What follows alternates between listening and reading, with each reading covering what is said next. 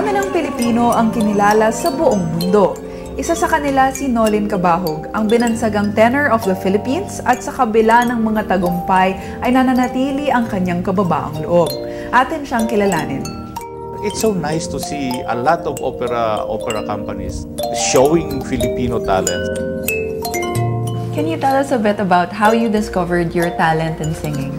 I had more than 5 choirs at one time when I was in college. And I never really accepted solo engagements. Galit ako sa nanay ko pag pinapasolo ako eh. But during the times na nasa choir ako, I discovered that I could do something with my voice. Na kahit wala na akong speaking voice, makakanta pa rin ako.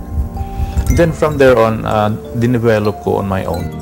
Like you said kanina, you had like 5 choirs going on at once. How do you take care of your voice? Wala kang mga special like routine na ginagawa? Wala. Anong araw? Anything about the discipline.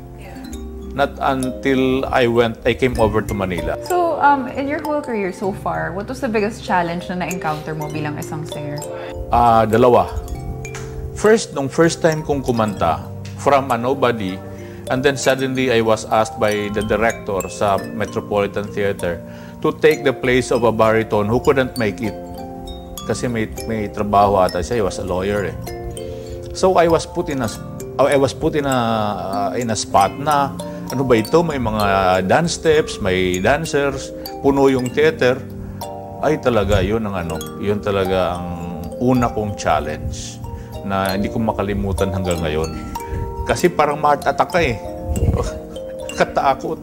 My second was, I sang for the ASEAN, the SEA Games. So, ang audience, hindi siya 3,000, mga nasa 60 to 70,000. So, pagkanta mo, yung boses mo, marinig mo 1 second later. So, you're like competing with your own voice. So, parang ang sama na pakiramdam ko. Yun yung dalawang performances and events na hindi ko makalimutan. Naman about the music industry dito sa Pilipinas ngayon, especially for classical music. Before, if you remember, I don't think you do, yung gobyerno would support the classical community by importing. We could afford at world greats such as Placido Domingo, Eva Morton, mga ano yan, class A sa buong mundo. We even imported the San Francisco Opera papunta dito. Ngayon, nawala ng support from the government.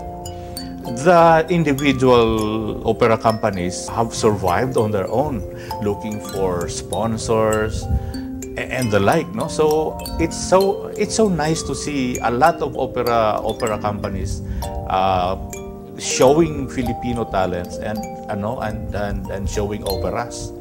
So mas matibay.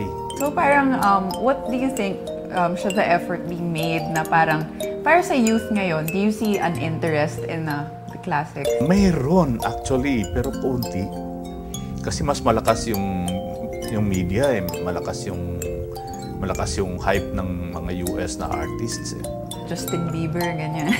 Oo, yung rock. Ang lakas niyan. Everybody wants to be a rock star. Ano yan eh, overnight sensation lang yan eh. Walang discipline na inaaral. Pero when you were a kid, parang naisip mo ba na talagang sisikat ka bilang isang classical singer, na makikilala ka bilang tenor of the Philippines? I joined so many competitions and I lost all of them. So hindi sa panaginip ko yan. Oo, wala na sa panaginip ko. Wala. Siguro meron na lang kayong mga words of wisdom and advice para sa mga aspiring singers. If you want to be a singer and you want to last long as a singer, hindi yung after 5 years, iba na yung career mo. Learn to sing from a very good teacher who can teach you the right formula and the correct discipline. Anumang pagsubok ay naging matatag si Nolin at patuloy niyang ipinadidinig sa mundo ang husay at galing ng mga Pilipino. Hanggang sa susunod na pagkilala sa mga katangi-tanging Pilipino, ako po si Carla Lizardo.